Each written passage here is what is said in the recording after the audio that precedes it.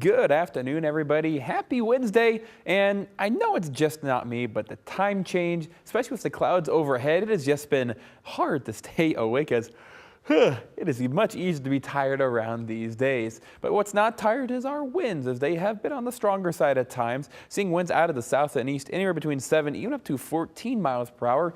Even had some wind gusts recorded gusts near about 20 miles per hour. Temperature-wise, though, sitting on the cooler side, 47 in Rockford, 47 down in Rochelle. Freeport at that same mark. Janesville is the hot spot at 50 degrees. Dew points are in the middle and upper 30s, and those dew points are going to quickly jump as we get into the evening hours. Now, so you can see that cloud cover overhead on our Rock River Kia Max Storm Tracker, but let's take a look off toward the west over in central portions of Iowa and my home state of Missouri. As you can see, there is a line of showers making their way through, and for the most part should be dry here throughout the afternoon, but by the time we get towards 6, 7, 8 o'clock, that's when I expect that rain to start. But today, though, I do expect cloud cover to be overhead, maybe a peak or two of sunshine. We'll see highs top out into the lower 50s, so a slightly above normal where we should be at for this time of year. But let's talk about the elephant in the room, and that, of course, is the rainfall. Starting around 6, 7 o'clock, that's when I expect rain to really start to kick off and pretty much be with us throughout the entire night tonight. So if you have any evening or dinner plans, you'll probably want the umbrella to bring along with you. And we'll even see a little bit of rainfall possible in the early morning hours, but by the time we get toward the afternoon, I expect us to be on the dry side for our Thursday. Rainfall total-wise, though, pretty impressive for this time of year.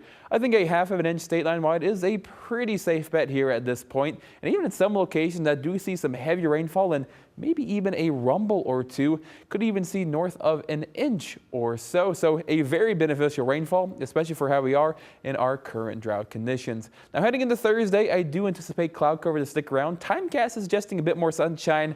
Sadly, I'm not as optimistic. I think we'll be on the mostly cloudy side with a few peaks of sunshine possible here and there. Progressing on, I do think overnight, Thursday night into Friday, we'll see some partly clearing skies. But then by the time we get toward Friday afternoon, should be a pleasant day with a fair mixture of sunshine and clouds. Now let's talk about our next weather maker.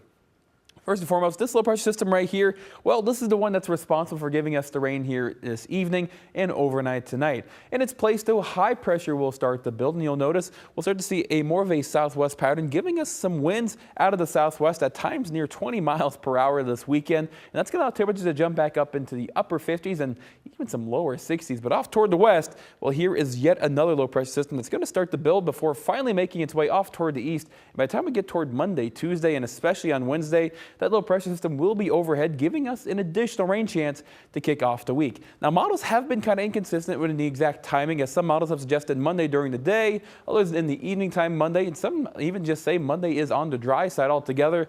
As of now, though, a kind of cut in the middle, a chance of rain for us on Monday, with Tuesday and Wednesday being the best bets when it comes to our rainfall. Overall, though, going to stay on the above normal side, even if it's just a little bit here Wednesday, Thursday, with really nice temperatures. By the weekend, the highs back into the upper 50s with mid 50s by the start of next week.